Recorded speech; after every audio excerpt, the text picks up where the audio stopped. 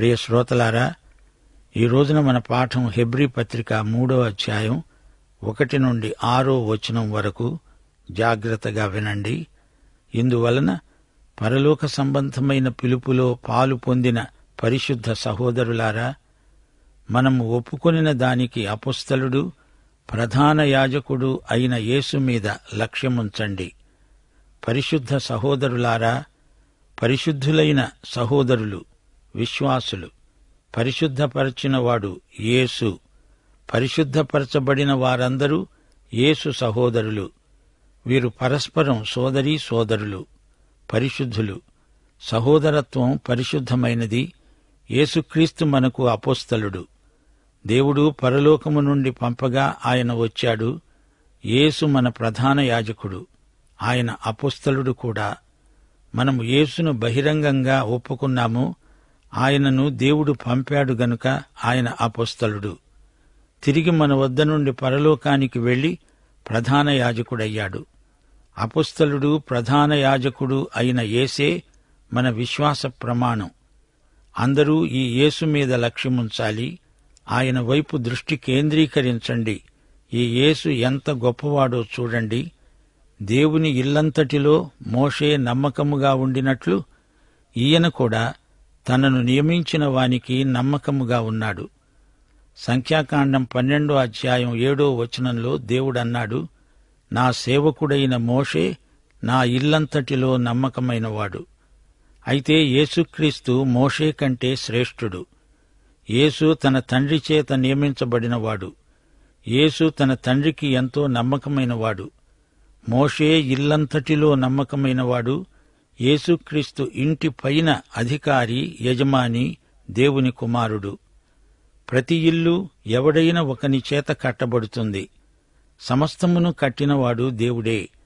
ఇంటికంటే దానిని కట్టినవాడు ఎక్కువ ఘనత పొందినట్లు ఈయన మోషే కంటే ఎక్కువ మహిమకు అర్హుడుగా ఎంచబడ్డాడు. ఇల్లు కట్టినవాడు దేవుడు, ఇంటికంటే దేవుడు గొప్ప. అలాగే మోషే కంటే యేసు శ్రేష్ఠుడు. మోషే సేవకుడు, యేసు దేవుని కుమారుడు. అయితే క్రీస్తు కుమారుడై ఉండి ఆయన ఇంటి మీద నమ్మకముగా ఉన్నాడు. ధైర్యమును, నిరీక్షణ వలని ఉత్సాహమును తుదమట్టుకు స్థిరముగా చేపట్టిన ఎడల మనమే ఆయన ఇల్లు. ముందు చెప్పబోయే సంగతులకు సాక్ష్యార్థముగా మోషే పరిచారకుడై ఉండి దేవుని ఇల్లంతటిలో నమ్మకంగా ఉన్నాడు. గమనించండి, మోషే ఇల్లంతటిలో నమ్మకంగా ఉన్నాడు. క్రీస్తు ఇంటి మీద నమ్మకంగా ఉన్నాడు. మోషే కంటే యేసే శ్రేష్ఠుడు. ఇల్లు అంటే దేవుని ఇల్లు. అయితే యేసు దేవుని కుమారుడు, మోషే దేవుని సేవకుడు. సోదరీ సోదరులారా, వింటున్నారా? యేసుక్రీస్తు ప్రవక్తల కంటే, దేవదూతల కంటే శ్రేష్ఠుడు. ఈ అధ్యాయంలో యేసుక్రీస్తు మోషే కంటే శ్రేష్ఠుడు. ఈ అధ్యాయం ఆరంభంలో పౌలు తన యూద సహోదరులను పరిశుద్ధ సహోదరులు అంటూ సంబోధించాడు. శరీరరీత్యా పౌలు హెబ్రీయుడే. పరిశుద్ధ సహోదరులు దేవునికి ప్రత్యేకించబడినవారు, దేవునికి ప్రతిష్ఠించబడినవారు, దేవునికి చెందినవారు. పరలోక పిలుపులో అందరూ పాలు పొందినవారు. ఇశ్రాయేలుకు దేవుడు భౌతిక ఆశీర్వాదాలెన్నో వాగ్దానం చేశాడు. వర్షం కురిపిస్తానన్నాడు, పంటలు పండుతాయన్నాడు. అంతేకాదు, దేవుడు వారికి ఆధ్యాత్మిక ఆశీర్వాదాలు కూడా వాగ్దానం చేశాడు. భౌతికమంతా ఆధ్యాత్మికం కాదని కొందరి ఆలోచన. అది సరికాదు. డబ్బు భౌతికం, కాని దాన్ని ఆధ్యాత్మిక సేవకు వాడుతాము గదా. భౌతికమైన వనరులు ఆధ్యాత్మికంగా దోహదపడతాయి. దైవసేవకు డబ్బు ఇవ్వడం ఆధ్యాత్మికం, భౌతికం ఆధ్యాత్మికం అని రెండు ప్రత్యేక శాఖలు అనుకోవద్దు. ప్రతి మంచి భౌతికాశీర్వాదము ఆధ్యాత్మికమే, గాని దాన్ని వాడే విధానాన్ని బట్టి అది సఫలమవుతుంది. ఒకప్పుడు ఈ హెబ్రీయులు భౌతిక ఆశీర్వాదాల స్థాయిలో ఉన్న సహోదరులు. ఇప్పుడు వీరు పరలోక సంబంధమైన పిలుపులో పాలు పొందిన పరిశుద్ధ సహోదరులు. వీరిప్పుడు యేసుక్రీస్తు ప్రజలు. వీరిప్పుడు ఒక కొత్త యుగంలో ప్రవేశించారు. గతంలో వారు జంతుబలులర్పించారు. వారప్పుడు మోషే ధర్మశాస్త్ర యుగానికి చెందినవారు.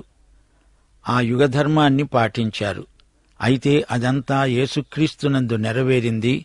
ఇప్పుడు వీరికి పరలోక సంబంధమైన పిలుపు ఉంది. ఇహలోక సంబంధమైన పిలుపు పరలోక సంబంధమైన పిలుపుగా పరివర్తన చెందింది. ఈ పిలుపులో అందరూ పాలిభాగస్థులు.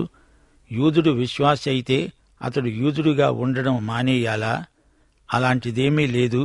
యూదుడు విశ్వాసి అయితే అతడు యూద క్రైస్తవుడు. భారతీయుడు విశ్వాసి అయితే భారతీయ క్రైస్తవుడు. జాతీయతను ఎలా విడువగలము? దేవుని బిడ్డల జాతీయత నిలిచి ఉంటుంది. అతడు యూదుడే. ఇప్పుడు దేవుని ప్రత్యక్షంలోకి ముందడుగు వేశాడు. ఇప్పుడు హెబ్రీయుడు పరలోక సంబంధమైన పిలుపులో పౌలుతో పాటు పాలు పొందుతున్నాడు. ఈ విధంగా పరిశుద్ధ సహోదరుడవుతున్నాడు. ఈ పత్రిక ఎవరిని ఉద్దేశించి రాయబడిందో గ్రహించని వారికి ఇది అర్థం కాదు.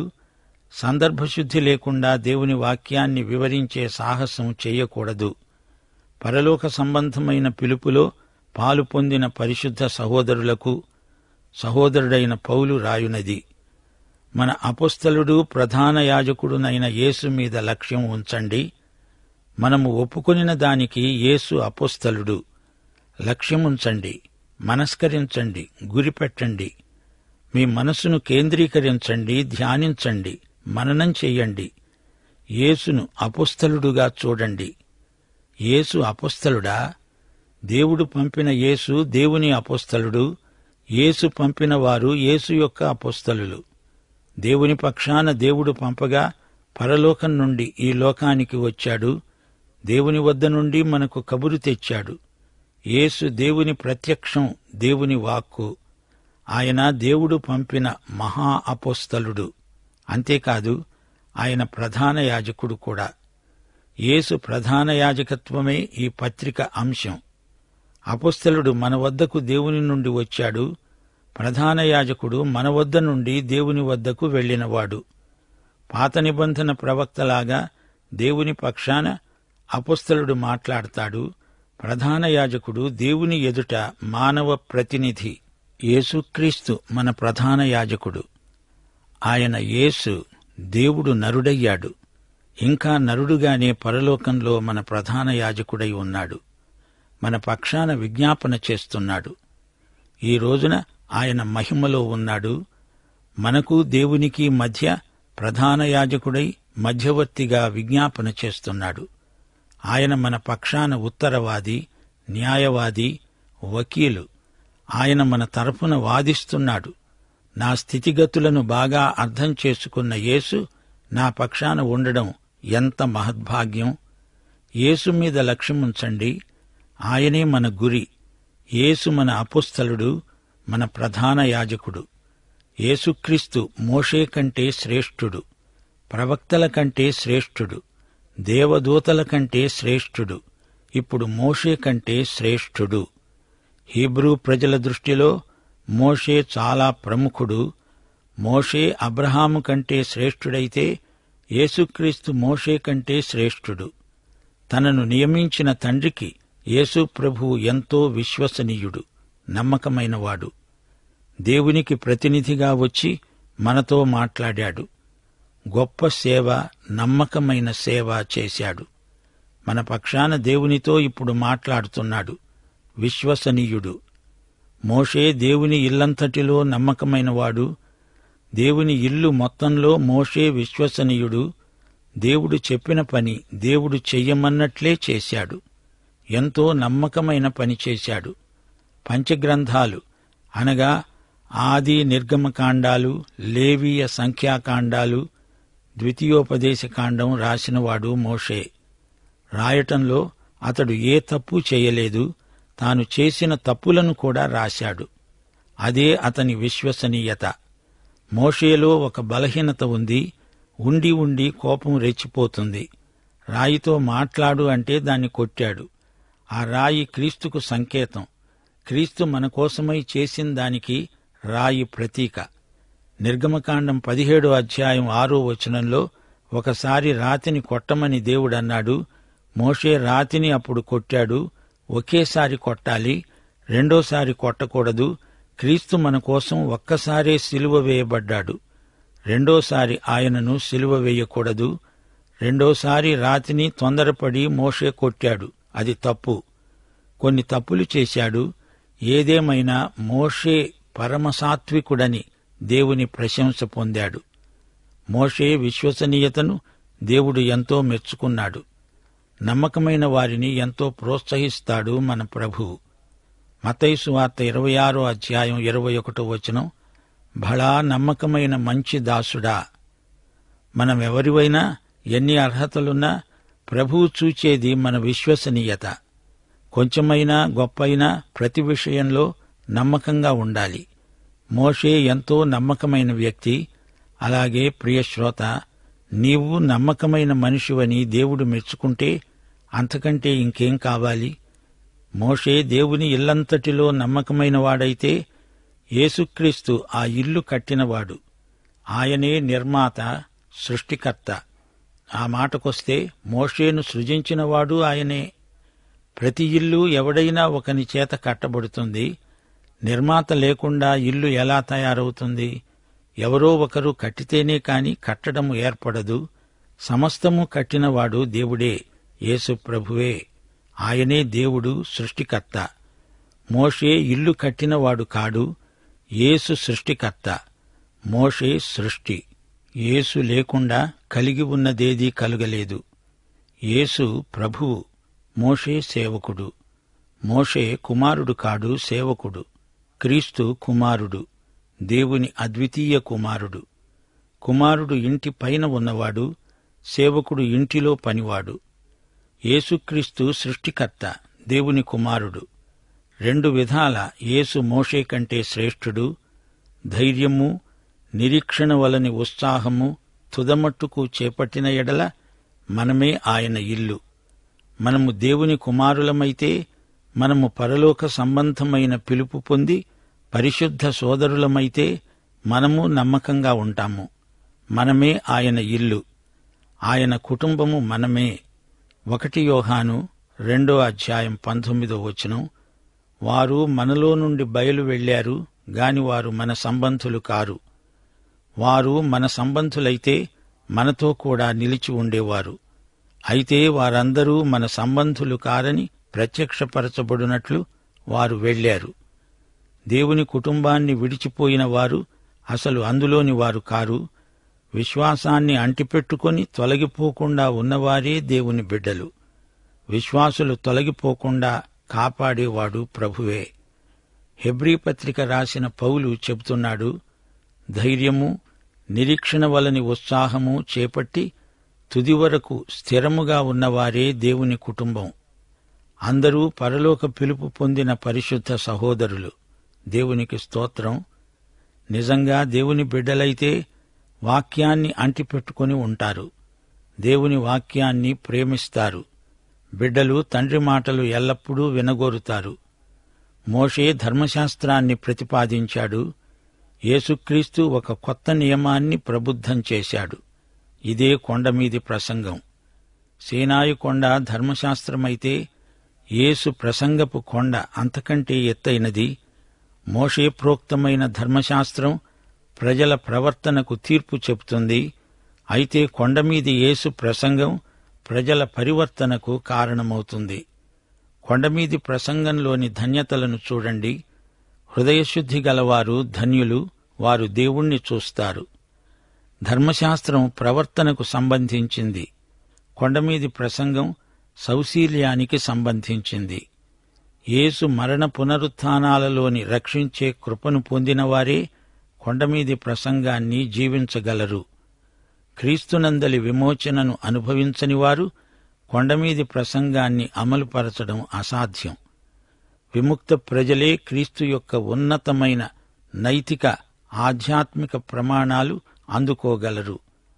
సీనాయి కొండపై దేవుడు మోషేతో మాట్లాడుతూ ఉండగా ఉరుములు, మెరుపులు, భూకంపం కలిగాయి. సీనాయి కొండకు వారు దూరంగా నిలవబడాలని దేవుని హెచ్చరిక.